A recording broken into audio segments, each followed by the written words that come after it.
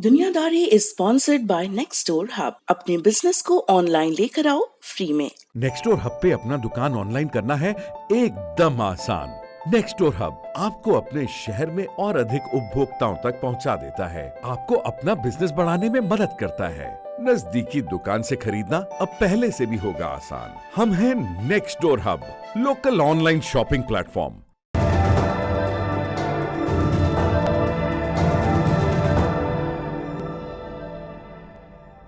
नमस्ते, सौरभ द्विवेदी नाम है हमारा और आप देख रहे हैं लल्लन टॉप का ग्लोबल न्यूज़ बुलेटिन दुनियादारी। चीन के दक्षिणी पूर्वी हिस्से में एक प्रांत है किएंगसी। यहाँ गान नाम की एक नदी बहती है। नदी के किनारे किएंगसी प्रांत की राजधानी है नानचांग। ये वही शहर है जहाँ आज से 93 साल पहले चाइनीज सिविल वॉर का पहला बड़ा अंक खेला गया था। ये बात है 1927 की, अगस्त का महीना, पहली तारीख। इस तारीख को क्यूमिनतांग सेना के 9 विद्रोही कमांडरों ने अपनी अपनी टुकड़ी के साथ अलग अलग दिशाओं से नानचांग यानी राजधानी पर हमला कर दिया। 4 घंटे बीतते न बीतते नानचांग शहर पर विद्रोहियों का कब्जा हो गया। कुछ दिनों बाद उन्हें शहर छोड़ना पड़ा। आप कहेंगे जीत उनके हाथ से निकल गई, लेकिन कम्युनिस्ट विद्रोहियों को जो लॉन्च पैड चाहिए था इस जीत से मिल चुका था। सशस्त्र आंदोलन के इसी अतीत से जुड़ा है चीन की कम्युनिस्ट सेना का अस्तित्व। 1 अगस्त 1927 का वो दिन जब उन्होंने शहर पर हमला किया, उस गदर को ही ये अपनी पैदाइश का दिन मानती है। उस वक्त इस सेना का नाम रखा गया था Chinese workers and pageants red army, यानी चीन के कामगारों और किसानों की लाल सेना। लोग शॉर्ट में से रेड आर्मी बुलाते थे। 1927 से शुरू हुआ चीन का सिविल वॉर खत्म कब हुआ? 22 साल बाद 1949 में, जब कम्युनिस्टों ने राष्ट्रवादी क्यूमिनतांग पार्टी और उसके मुखिया चियांग काई शेक को चीन से भागने पर मजबूर कर दिया। इस जीत के बाद 1 अक्टूबर 1949 को जब माओ ने कम्युनिस्ट चीन की नींव रखी, तो देश का नया नाम पड़ा पीपल्स रिपब्लिक ऑफ चाइना। सब कुछ नया हो रहा था, तो रेड आर्मी को भी नया नाम मिला, पीपल्स लिबरेशन आर्मी, शॉर्ट में पीएलए। पीएलए की एक चीज़ बहुत यूनिक है। ये चीज़ उसे दुनिया की ज़्यादातर सेनाओं से अलग बनाती है। क्या है ये? आप पीएलए के नाम पर गौर करिए, पीपल्स लिबरेशन आर्मी। हमारे यहाँ क्या है? इंडियन आर्मी, भारत की सेना, या ब्रिटिश आर्मी या अमेरिकन आर्मी। लेकिन चीन का नाम यहाँ सेना के साथ नहीं जुड़ा है। ये अंतर पीएलए के कैरेक्टर से जुड़े एक अहम पॉइंट से जुड़ा है। बाकी देशों की सेनाएं राष्ट्र की हैं, राष्ट्र के नागरिक नियंताओं को रिपोर्ट करती हैं। वहीं पीएलए सिविल वॉर के दौर की तरह आज भी कम्युनिस्ट पार्टी का सशस्त्र विंग बना हुआ है। उसकी निष्ठा, उसकी जवाबदेही चीन के प्रति नहीं है, चीन की जनता के प्रति नहीं है, बल्कि कम्युनिस्ट पार्टी ऑफ चाइना के प्रति है। इसका मुख्य कर्तव्य है कम्युनिस्ट पार्टी की सत्ता को बनाए रखना, उसका शासन, उसका असर बना रहे, ये सुनिश्चित करना। और ये बात माओ के समय से आज तक नहीं बदली। एक उदाहरण देता हूँ आपको। दिसंबर 2004 में उस वक्त के चीन के राष्ट्रपति हू जिनताओ ने एक भाषण दिया। इसका विषय था कि नई सदी के नए स्टेज पर आर्म्ड फोर्सेस की भूमिका क्या हो। अपने भाषण में हू जिनताओ ने पीएलए के 4 मुख्य टास्क बताए। पहला, कम्युनिस्ट पार्टी की सत्ता को मजबूत करना। दूसरा, राष्ट्रीय विकास के लिए चीन की संप्रभुता, उसके इलाकों की सुरक्षा और घरेलू सिक्योरिटी को सुनिश्चित करना। तीसरा, चीन के तेजी से बढ़ते राष्ट्रीय हितों की सुरक्षा करना। और चौथा, जो सबसे ज़्यादा हास्यास्पद है, वैश्विक शांति बनाए रखने में मदद करना। ये तो हुई सेना की निष्ठा की बात। अब पीएलए का स्ट्रक्चर भी समझ लेते हैं। पीएलए 5 शाखाओं में बटा है। 3 हिस्से तो पारंपरिक हैं, स्थल सेना, नौसेना और वायुसेना। बाकी के 2 हिस्से हैं रॉकेट फोर्स और स्ट्रेटजिक सपोर्ट फोर्स। इन सारे विंग्स की अल्टीमेट कमान होती है कम्युनिस्ट पार्टी के मुखिया के पास। अगर आप पीएलए के अतीत को 2 हिस्सों में बांटें, तो एक दौर है 1990 के पहले का और दूसरा 1990 के बाद का। ये बंटवारा हम किस हिसाब से दौर बता रहे हैं? 90 के दशक से पहले वाला पीएलए उतना कॉम्पिटेंट नहीं माना जाता था। उनके हथियार आउटडेटेड थे, उनके सैन्यकर्मी अच्छी तरह प्रशिक्षित नहीं थे। ऊपर से भ्रष्टाचार भी एक बड़ी दिक्कत थी पीएलए की। भ्रष्टाचार की एक मिसाल देता हूँ आपको। बात है 1978 की। तब देंग जियाओपिंग राष्ट्रपति बने चीन के। उनका फोकस था आर्थिक सुधार। इस आर्थिक सुधार के क्रम में उन्होंने पीएलए को बिजनेस में घुसा दिया। उस दौर में पीएलए यानी पीपल्स लिबरेशन आर्मी, उसकी बिजनेस एक्टिविटी इतनी बढ़ गई कि वो ज़मीन और घर बेचने लगा, नाइट क्लब चलाने लगा, दवा के कारोबार में घुस गया। पीएलए सेना न रहकर एक बिजनेस एम्पायर में तब्दील हो गई। लेकिन ये बिफोर 1990 वाला दौर है। आफ्टर 1990 की असली बदलाव कैसे शुरू हुआ? राष्ट्रपति जियांग जेमिन के कार्यकाल से। जियांग 1993 से 2003 तक राष्ट्रपति के पद पर रहे। उन्होंने देखा कि बिजनेस बढ़ाने और चलाने में डूबा पीएलए भ्रष्टाचार का अड्डा बन गया है। जियांग को लगा कि तरक्की करनी है तो पीएलए में सुधार करना होगा, और यही सोचकर 1998 में जियांग ने पीएलए से कहा, आप अपनी कारोबारी गतिविधियां बंद कर दें। सेना से बिजनेस बंद करने को कह रहे हैं, जनरल भड़क न जाएं, इसलिए आश्वासन दिया गया कि बदले में आप लोगों का बजट बढ़ाया जाएगा। और तब से लेकर अब तक पीएलए को आधुनिक करने में चीन खूब पैसा फूंक रहा है। 1998 के बाद के वर्षों में ज्यादातर बार पीएलए के बजट में दोहरे अंकों में वृद्धि होती रही। जियांग जेमिन के बाद राष्ट्रपति बने हू जिनताओ ने पीएलए को मॉडर्न बनाने पर पैसा खर्च करना जारी रखा।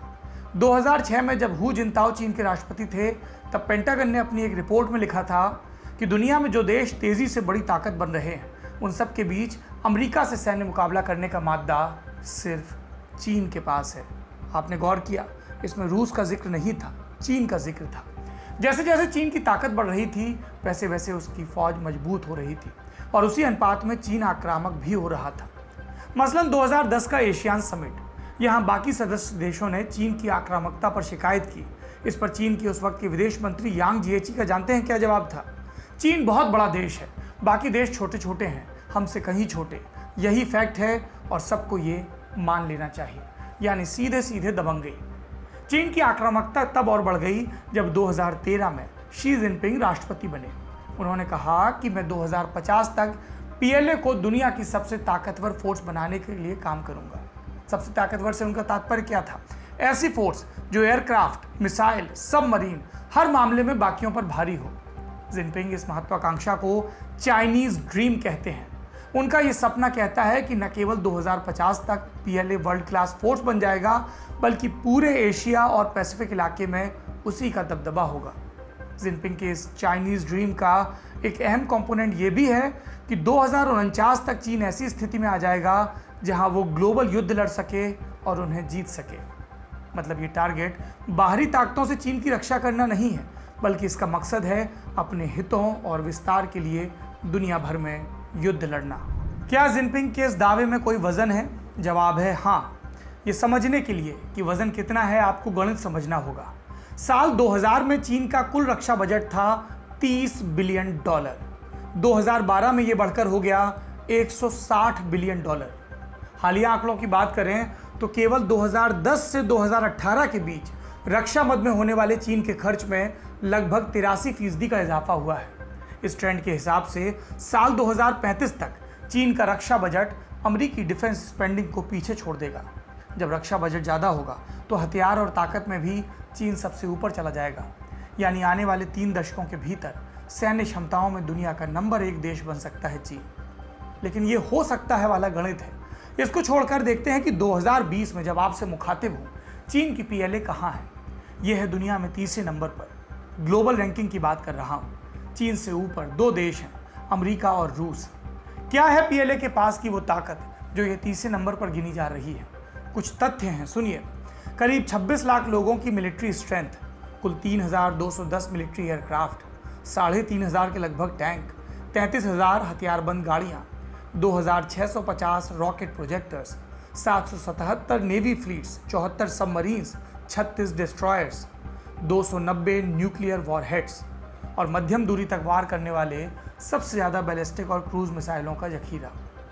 संख्या बल और हथियारों में पीएलए अब भी अमेरिका से काफ़ी पीछे है, लेकिन तब भी कुछ ऐसी चीज़ें हैं चीन के पास जिसका जवाब शायद अमेरिका के पास भी नहीं। मसलन दुनिया में सबसे ज़्यादा विकसित श्रेणी के बैलिस्टिक मिसाइल। इसके अलावा वो हाइपरसोनिक मिसाइल जो आवाज़ की रफ्तार से 5 गुना ज़्यादा तेज़ी के साथ हमला कर सकता है, ये भी चीन के पास होने की संभावना है। संभावना क्यों कह रहा हूँ? क्योंकि चीन इन हाइपरसोनिक मिसाइलों को विकसित करने के काफ़ी करीब पहुँच चुका है। कुछ ऐसी भी चीज़ें हैं जहाँ वो संख्या में तो अमेरिका के पीछे है, लेकिन उसके जवाब में चीन के पास मुकम्मल जवाबी रणनीति है। अंतर्राष्ट्रीय जो एक्सपर्ट्स हैं डिफेंस के, उन्होंने ये तुलना की और क्या बताया? जैसे एक बिंदु है एयरक्राफ्ट कैरियर्स का।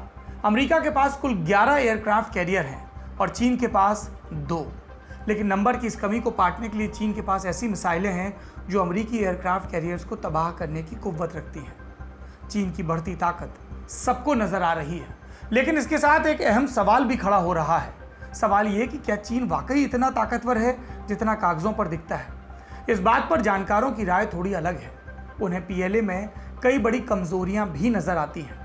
इन कमजोरियों पर क्या कहते हैं विशेषज्ञ, पॉइंट्स में समझते हैं। पहला, आधुनिक युद्ध लड़ने की पीएलए की मौजूदा क्षमता नाकाफी है। दूसरा, पीएलए के मौजूदा military commanders up to the task नहीं है।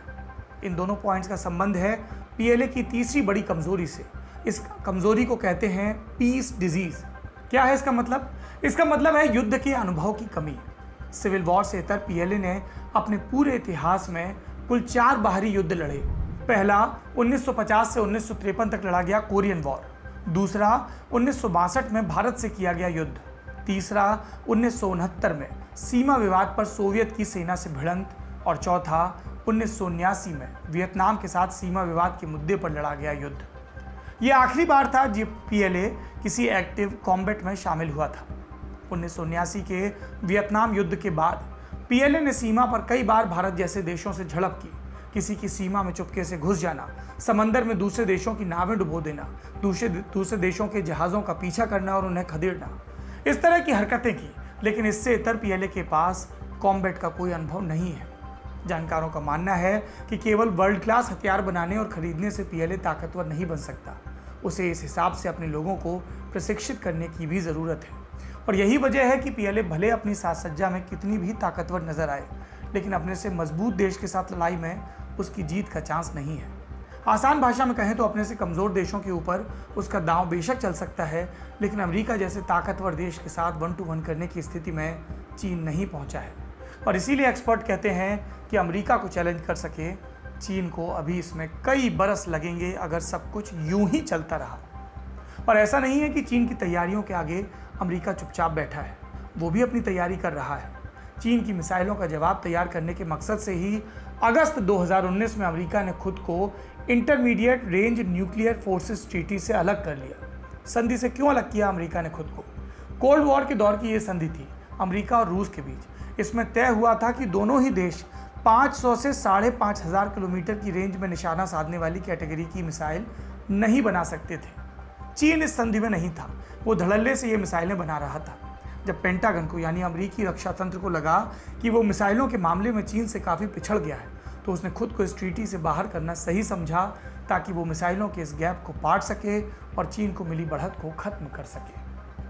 आज हमने आपको चीन की सेना के बारे में बताया क्योंकि भारत के साथ चीन की झड़प के बाद पीएलए का बार बार जिक्र आ रहा था। उस झड़प के क्या ब्यौरे हैं, क्या असल में हुआ, भविष्य में क्या होगा, ये आपको आज के दी ललन टॉप शो में बताएंगे। दुनियादारी में आपने बड़ी खबर सुन लिया, अब बढ़ते हैं सुर्खियों की तरफ। पहली सुर्खी चीन से ही है। राजधानी में फिर से फैल रहे कोरोना के मद्देनजर पेचिंग एयरपोर्ट से 1235 उड़ानें रद्द कर दी गई। इसके अलावा शहर के सारे स्कूल भी बंद कर दिए गए। प्रशासन ने लोगों को शहर के बाहर जाने से मना किया है। दूसरी सुर्खी है फ्रांस से। यहाँ स्वास्थ्य सेवा में तैनात कर्मचारी बेहतर सुविधा और वेतन के लिए प्रदर्शन कर रहे हैं। ऐसे ही एक प्रदर्शन पर फ्रांस की पुलिस ने आंसू गैस के गोले छोड़े। कोरोना से फ्रांस का बुरा हाल है, 29,000 से ज़्यादा लोग मर चुके हैं। तीसरी सुर्खी इराक से है। तुर्की ने यहाँ कुर्द विद्रोहियों के खिलाफ स्पेशल फोर्सेस की तैनाती की है। तुर्की के रक्षा मंत्रालय ने कहा कि उसने कुर्द फोर्सेस के खिलाफ ऑपरेशन क्लॉ टाइगर शुरू किया है। तुर्की लगातार कुर्दों के खिलाफ सैन्य अभियान चलाता रहा है। पिछले दिनों तुर्की ने उत्तरी इराक में भी एक हवाई हमला किया था। दुनियादारी के आगे के एपिसोड में हम आपको कुर्द विद्रोहियों के बारे में विस्तार से बताएंगे। अब बढ़ते हैं अपने तीसरे सेगमेंट की तरफ, तारीख। आज तारीख है 17 जून और इसका इतिहास जुड़ा है एक देश की संसद पर हुए हमले से। ये बात 46 साल पुरानी है। तारीख थी 17 जून 1974। इस दिन ब्रिटेन की संसद पर एक आतंकवादी हमला हुआ जिसमें 11 लोग घायल हुए। हमले से जुड़ी एक दिलचस्प बात यह थी कि किसी ने हमले के कुछ ही मिनट पहले चेतावनी दी। 6 मिनट पहले प्रेस एसोसिएशन को फ़ोन मिलाया, कहा फला जगह पर धमाका होने वाला है। वार्निंग देने वाले ने बम का वजन भी बता दिया जिससे हमला होना था। इस कॉल के चलते वक्त रहते कई लोगों को सुरक्षित बाहर निकाला जा सका और शायद इसी वजह से इस हमले में जान माल का नुकसान भी कम हुआ। किसने करवाया था ये अटैक? ये अटैक करवाया था आयरिश रिपब्लिकन आर्मी यानी कि IRA ने। IRA एक मिलिटेंट संगठन था। इसका मकसद था आयरलैंड को एक करना और उसे ब्रिटेन से आज़ाद करवाना। आयरलैंड को एक करने के इस लक्ष्य का बैकग्राउंड क्या था? ये बैकग्राउंड 1920 के दशक का है, जब आज़ादी की लड़ाई के बाद आयरलैंड अलग हो गया। लेकिन इस आज़ादी के साथ आया पार्टीशन। साल 1921 में आयरलैंड के दो टुकड़े हुए। उत्तरी आयरलैंड ब्रिटेन के साथ आ गया और दक्षिण का हिस्सा बन गया रिपब्लिक ऑफ आयरलैंड नाम का अलग देश। बंटवारे के बाद से ही आयरलैंड के राष्ट्रवादी दोनों हिस्सों को वापस जोड़ना चाहते थे। क्यों जोड़ना चाहते थे? क्योंकि वो पूरे आयरलैंड को एक आज़ाद देश बनाना चाहते थे। इसी मकसद से 20वीं सदी के ज़्यादातर हिस्से में ब्रिटेन और आईआरए के बीच लड़ाई चलती रही। ये था दुनियादारी का आज का एपिसोड। हर रोज़ की तरह आज भी अंत में आपको छोड़कर जाता हूँ हमारे लटक सेगमेंट के साथ। ये लटक क्या है? ये लल्लन टॉप की नई पेशकश है इंस्टाग्राम पर। खोजिए, देखिए क्या है कमाल इसमें। आज आप सुनिए पुनीत शर्मा को। जब मैं बात करूंगा समलैंगिकों के हक में, आप ढूंढेंगे मेरे अंदर एक समलैंगिक। जब मैं मुस्लिमों के हक की बात करूंगा, आप ढूंढेंगे मेरे अंदर का मुस्लिम। फिर मैं पेड़ों के हक में बोलूंगा तो मुझे उम्मीद है आप मेरे भीतर एक जंगल ढूंढेंगे। जब पानी के लिए लिखूंगा तो एक नदी ढूंढिएगा मेरे भीतर। फिर किसी मजदूर या किसान, एक औरत, एक पंछी, ये धरती, मैं जिस जिस मजलूम के हक में बोलूं उन सबको आप मेरे भीतर ही ढूंढिएगा। आप ढूंढिएगा मेरे भीतर प्रेम। फिर किसी दिन अंधेरा, दुख और सुख, क्रोध और ग्लानि, यहाँ तक कि अपना अकेलापन भी मेरे भीतर ढूंढिएगा आप। मैं इसकी आशा नहीं करता, मगर फिर भी अगर किसी एक दिन जब आप भी खड़े होंगे शोषण के दायरे में, मैं आपके हक में बोलूँगा, तब आप अगर ढूंढ सकें तो मेरे अंदर अपने आप को ढूंढिएगा। मैं आपका ईश्वर हूँ, आपकी अनास्था से जन्मी आस्था का ईश्वर।